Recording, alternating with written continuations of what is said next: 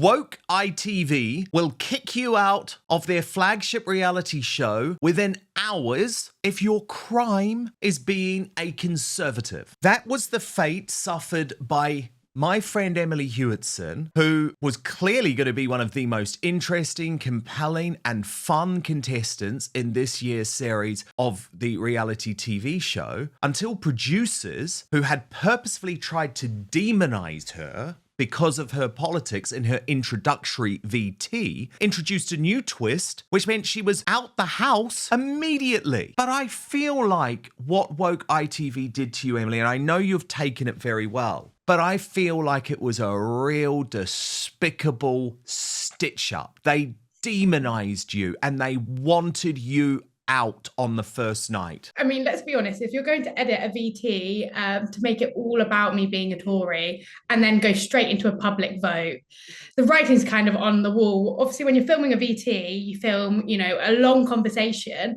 They've then edited that to only include the bits about me being a Tory, which is so fine. Big Brother's a bit of a pantomime. I was very happy to go in as the Tory villain, as some stories have said, and that's so fine. However, they did not give me a fighting chance to counter that narrative. So in the end, all I got is a whole wave of abuse, which I'm used to anyway, and no chance to even counter that. So yeah, it was very disappointing indeed. This is fundamentally a small C conservative country, where over 50% of the population support either the Conservatives or Reform UK or Advance UK or Restore Britain, whatever the movement happens to be. Yet It's like you're living in a parallel universe when you watch a show like that.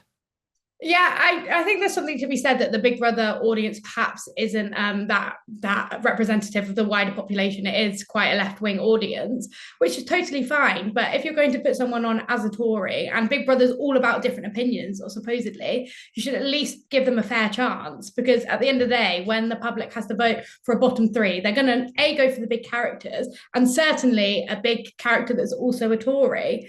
And to not even give me that opportunity to counter that and show that there's a lot more to me than just, this Tory villain persona is really disappointing, because I think this is a time really where I'm saying a lot of what people are finally agreeing to.